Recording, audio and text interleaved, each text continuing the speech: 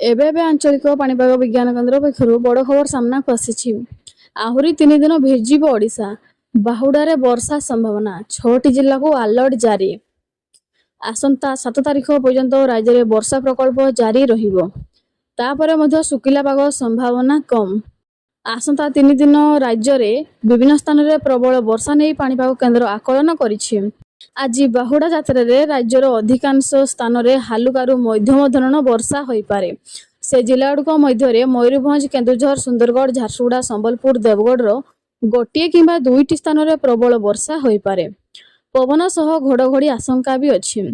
ବାଲେଶ୍ୱର, ଭଦ୍ରକ, ଯାଜପୁର, କେନ୍ଦ୍ରାପଡ଼ା, କଟକ, ଜଗତସିଂହପୁର, ଅନୁଗୁଳ, ଢେଙ୍କାନାଳ, ବରଗଡ଼ରେ ବଜ୍ରପାତ ଓ ପବନ ହୋଇପାରେ। ଆଜି ପୁରୀରେ ପାଗ ଆଂଶିକ ମେଘୁଆ ରହିପାରେ। ମଧ୍ୟମ ଧରଣର ବର୍ଷା ହୋଇପାରେ। ଭୁବନେଶ୍ୱରରେ ମଧ୍ୟ ଏଭଳି ପାଗ ସମ୍ଭାବନା ରହିଛି। 6 ତାରିଖ ଅର୍ଥାତ୍ ରବିବାର ରାଜ୍ୟର ଅନେକ ସ୍ଥାନରେ ହାଲୁକାରୁ ମଧ୍ୟମ ଧରଣର ବର୍ଷା ସହ କେନ୍ଦୁଝର, ମୟୂରଭଞ୍ଜ, ସୁନ୍ଦରଗଡ଼, ଦେବଗଡ଼, ସମ୍ବଲପୁର, ଝାରସୁଗୁଡ଼ାରେ ପ୍ରବଳ ବର୍ଷା ହୋଇପାରେ। 7 ତାରିଖରେ ଅନେକ ସ୍ଥାନରେ ବର୍ଷା ଏବଂ ସୁନ୍ଦରଗଡ଼, ଝାରସୁଗୁଡ଼ାରେ ପ୍ରବଳ ବର୍ଷା ଆଶଙ୍କା ଅଛି। 8ରୁ ବର୍ଷା ପରିମାଣ କମିପାରେ, ତଥାପି ଅଳ୍ପ କେତେକ ସ୍ଥାନରେ ବର୍ଷା ରହିବ ନେଇ ଆକଳନ କରାଯାଇଛି। ଏହିଭଳି ଅପଡେଟ୍ ପାଇବା ପାଇଁ ଚ୍ୟାନେଲକୁ ସବସ୍କ୍ରାଇବ୍ କରନ୍ତୁ।